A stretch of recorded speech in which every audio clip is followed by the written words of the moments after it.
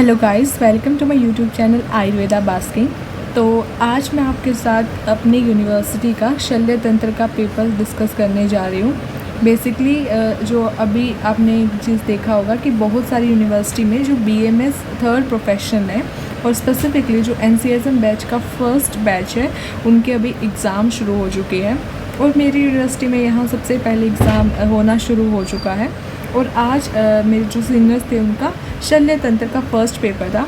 तो आज हम इसके एमसीक्यू देखेंगे कि कैसे क्वेश्चन एनसीएसएम बैच में पूछे जा रहे हैं, एसएक्यू कैसे आया और विद एलएक्यू। तो चलिए हम अपने डिस्कशन को स्टार्ट करते हैं। तो सबसे पहले हम 20 एमसीक्यू का डिटेल्ड एनालिसिस यहाँ पे देखने वाले हैं। मैं आपको एक बात बताऊंगी, इसमें थोड़ा सा ना मॉडर्न से अच्छे क्वेश्चन आए हैं, बेसिक क्वेश्चन आए हैं। तो अगर ये चीज़ आपको एज शल्याज में एटलीस्ट पता होनी चाहिए। बाकी जो पेपर होंगे उनको भी हम साथ साथ डिस्कस करेंगे। सबसे पहला है हमारे पास नंबर ऑफ अनवबद्ध शल्य निर्हनन उपाय। तो इसके लिए मैं आपको एक चीज़ दिखाती हूँ जो हमारे आचार्य ने बताएगी। तो जो हमारे पास परनष्ट शल्य नाम का एक चैप्टर आता है, उसमें दो तरीके के शल्य बताए जाते हैं। एक अवबद्ध जो कि फिक्स शल्य होते हैं, मतलब बॉडी में अंदर जाके अटक जाते हैं। एक अनवबद्ध होते हैं जो कि फिक्स नहीं होते हैं। तो उनको निकालने के 15 उपाय आचार्य सुश्रुत ने बताए हैं और ये वो 15 उपाय हैं। यहाँ पे मैंने टेबल को ऐड किया हुआ, जैसे आप देख सकते हैं। स्वभावम, हर्षम, पाचनम, भेदनम, धारणम, पीडनम, परमार्जनम, प्रक्षालनम, निर्धापनम, वमनम, विरेचनम, प्रतिमर्शम, प्रवाहनम, अचूषणम, अयस्करना। तो ये पीडीएफ मैं आपको दे दूँगी जिससे आप इन सबको पढ़ सकते हैं। और इसमें एक और इम्पोर्टेंट चीज़ परनष्ट शल्य में बताई जाती है, वो है हमारे पास टाइप ऑफ शल्य। त्वकगत होता है तो उसमें कैसे आइडेंटिफाई करते हैं कि वहाँ पे ये सारी चीज़ें लगा के देखते हैं और फिर उसको ड्राई करवाते हैं पेस्ट को। मांसगत में कैसे सिरा, अस्थि, संधि एंड मर्मा। तो इन्होंने जस्ट हमसे यहाँ पे नंबर पूछा, राइट आंसर हो जाएगा हमारे पास 15। नेक्स्ट क्वेश्चन हमारा थोड़ा सा एक हमारा इन्वेस्टिगेशन से आया है। A 25-year-old female patient came to OPD with a right-sided abdominal pain along with the fever and nausea. Since yesterday night, choice of investigation. तो generally a female है having a right-sided abdominal pain with fever and nausea. तो यहाँ पे जो best investigation वो USG रहता है, जिसमें अपेंडिक्स हो गया, ओवरी से रिलेटेड, यूट्रस रिलेटेड प्रॉब्लम के लिए सही रहेगा फीमेल के अंदर। Which cells does HIV primarily infect and destroy. तो HIV जो वायरस होता है वो प्राइमरली आपके CD4+T हेल्पर सेल को इन्फेक्ट करता है। और ये आपका +1 +2 में भी ये चीज़ आपने पढ़ा होगा। Which type of virus is HIV virus. तो your HIV virus is basically retro virus that is having a RNA GNA material. तो अगेन देख सकते हैं HIV हमारा एक इम्पोर्टेंट टॉपिक है MCQ पॉइंट ऑफ व्यू से।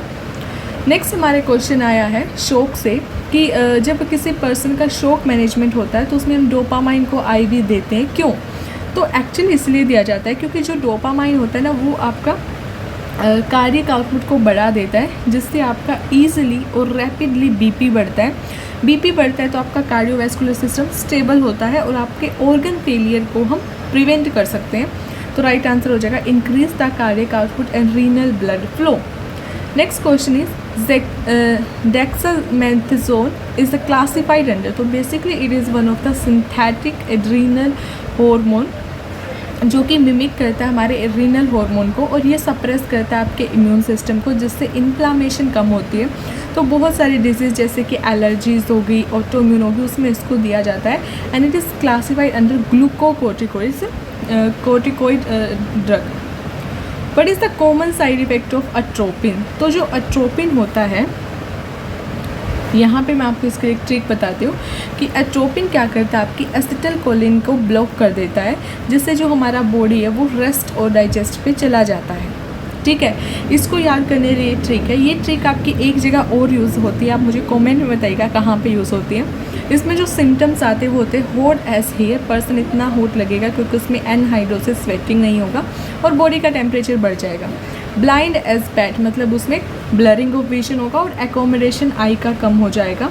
ड्राई एज बोन, इतना मतलब स्किन हो गया, म्यूकस सरफेस होगा, सब में ड्राइनेस आ जाएगा।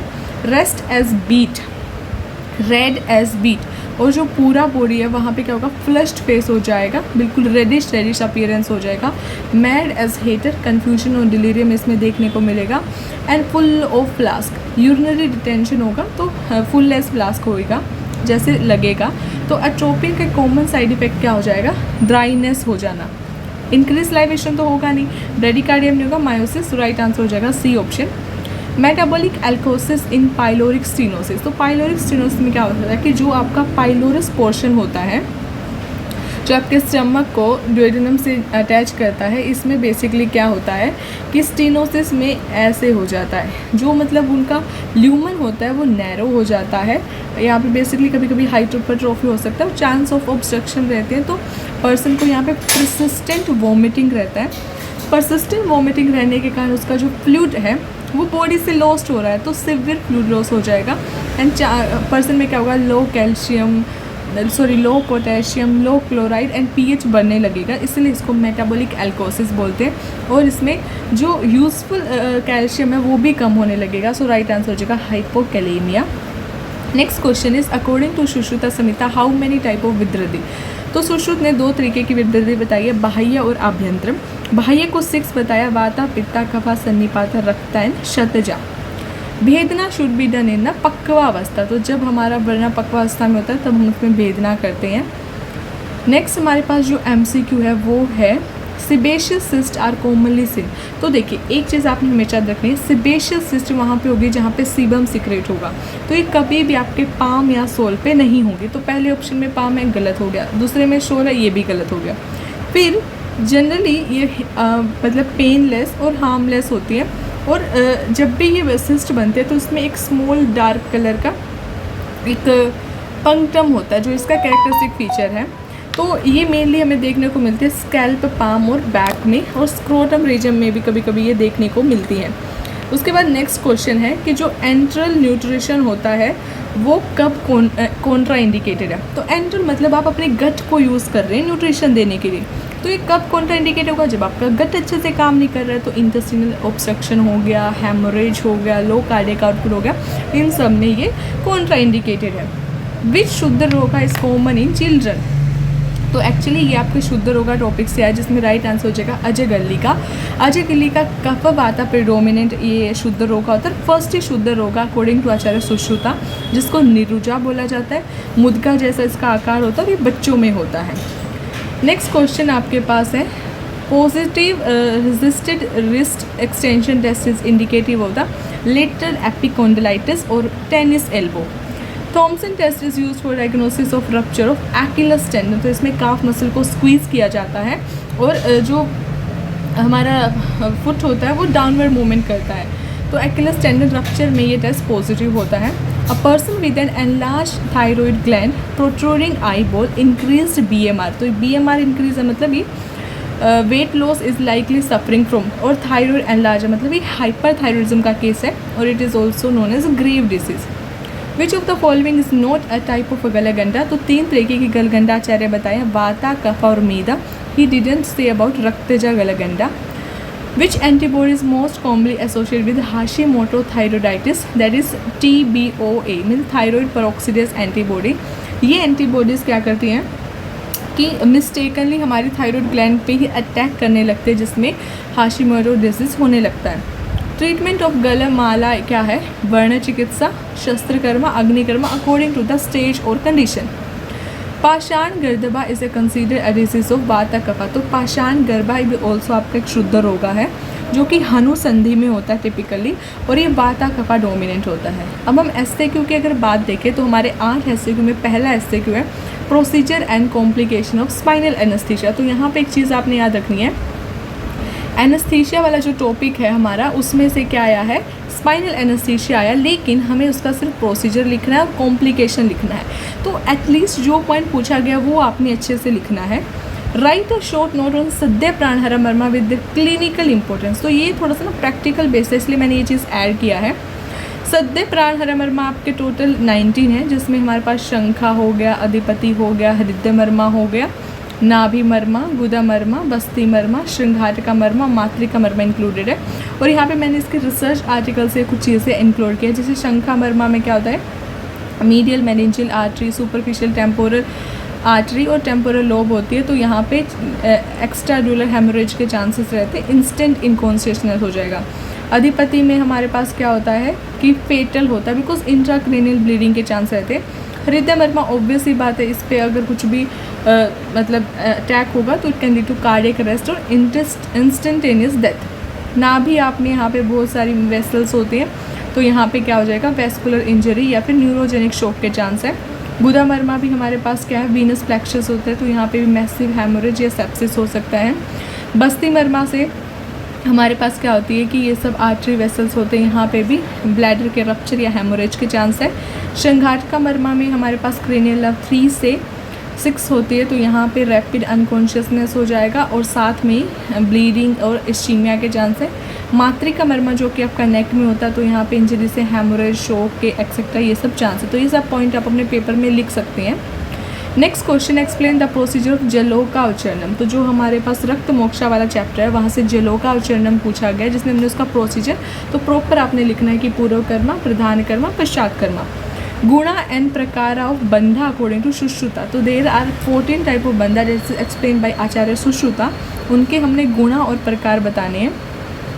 Describe the relevance of yogya vidhi in training the ashtavidha shastra karma. तो योग्या विधि क्या होता है, स्टिमुलेशन स्टडी होते हैं जिससे हम कोई भी सर्जरी पेशेंट पे करने से पहले स्टिमुलेटर्स पर सीख सकते हैं, तो उनका क्या क्लिनिकल इंपॉर्टेंस है शस्त्रकर्मा को सीखने में। नेक्स्ट SAQ हमारा है क्रिया काला है अर्शस के अंदर बताना, तो इसमें आप ना वो सारे 6 पॉइंट यूज़ कर सकते हैं कि इन अर्शस पेशेंट आप संचय में क्या बोलेंगे, निदाना प्रयोजना बोलेंगे, प्रकोपा में क्या बोलेंगे, प्रसरा में क्या बोलेंगे, स्थान संशय में कैसे करेंगे, व्यक्ति स्टेज में कैसे ट्रीटमेंट प्लान करेंगे और भेदी में। नेक्स्ट हमारे पास इंपॉर्टेंस ऑफ अग्निकर्मा पूछा गया, इसकी इंडिकेशन और कॉन्ट्रा इंडिकेशन।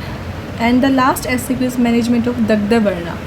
तो अग्निकर्मा से 2 SAQ आए हैं, एक में इंपॉर्टेंस और इंडिकेशन कॉन्ट्रा इंडिकेशन है, दूसरी में से दग्ध वर्णा का चिकित्सा पूछा गया। बर्न इंजरी को भी यहाँ पे मॉडर्न में रिलेट करके लिख सकते हैं। LAQ की बात करें तो मार्क डिस्ट्रीब्यूशन दिया हुआ है, तो आपने इसी को फॉलो करते हुए अपने आंसर को लिखना है। डिस्क्राइब द इम्पोर्टेंस ऑफ शारा, गुणा, दोषा, प्रकारा। तो जो जो हेडिंग दी है वो आपने अच्छे से लिखनी है। सबसे पहले इंपॉर्टेंस के 2 मार्क्स है, गुणा के 2 मार्क्स है, दोषा के भी 2 मार्क्स है और प्रकार के 4 मार्क्स है। तो प्रकार को आप थोड़ा सा फ्लो चार्ट में लिखिए कि पाननीय होता है, प्रतिसारणीय होता है, फिर उसके थोड़ी थोड़ी इंडिकेशन लिख सकते हैं अच्छे मार्क्स के लिए। नेक्स्ट है अष्टविध शस्त्रकर्मा को एक्सप्लेन करना है, तो यहाँ पे मैंने ये डायग्राम ऐड किया हुआ है। अष्टविध शस्त्रकर्मा क्या है, छेदना, भेदना, लेखना, वेदना, ऐशना, आहरना, अभिस्रावना, सीवना। और फिर इसके बाद जो नेक्स्ट पार्ट है उन्होंने बोला है कि सीवना विधि, इंडिकेशन, कॉन्ट्रा इंडिकेशन। तो जो लास्ट वाला सीवना स्यूचरिंग होता है, इसकी आपने विधि लिखनी है कि कैसे सीवना किया जाता है और उसका indication, contradiction with the type, and we have to write modern correlation also. Suturing, needle, कौन कौन से नीडल होते हैं, कौन कौन से स्यूचरिंग की क्लासिफिकेशन है। नेक्स्ट क्वेश्चन हमारे पास एन्यूरिज्म को है, type of aneurysm, aetiopathogenesis and management. So basically aneurysm में क्या होता है, बैलून शेप आपकी वेसल हो जाती है, डायलेटेड हो जाती है, और इसमें क्या होता है, कोजेस में एथेरोस्क्लेरोसिस या फिर कोई भी स्मोकिंग, हाइपरटेंशन, ये सब डिजीज, प्रेगनेंसी और ट्रोमा, ये सब रीज़न हो सकते हैं। साइन और सिम्टम वेरी करता है।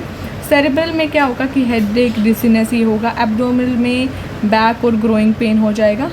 रप्चर होगा तो सिवियर ब्लड लॉस और डेथ। डायग्नोस कैसे करते हैं, अल्ट्रासाउंड से या फिर CT एंजियोग्राफी से। ट्रीटमेंट जनरली क्या होता है, ब्लड प्रेशर मैनेज किया जाता है, then clipping therapies, regular imaging are there, and cholesterol lowering medicine. तो ये मैंने कुछ इंपॉर्टेंट पॉइंट है जो यहाँ पे ऐड किए हैं, लेकिन इस टॉपिक को आपने अच्छे से पढ़ना है, जैसे कि ये आ सकता है 10 मार्क्स में। And the last LAQ is vrana and list varna vastu, differentiate shuddha varna and dushta varna in aspect of lakshana and chikitsa. तो वृणा तो ऑब्वियसली बात है, हमारे शल्य का one of the important topic है, तो यहाँ पे हमने वृणा को डिफाइन करना है, वर्ण वास्तु को एनलिस्ट करना है, शुद्ध और दुष्ट वर्णा को डिफ्रेंशिएट करना उनके लक्षण और चिकित्सा से। तो यहाँ पे हमारा डिस्कशन कंप्लीट होता है। आप अच्छे से अपने पेपर की तैयारी कीजिए। Thank you guys.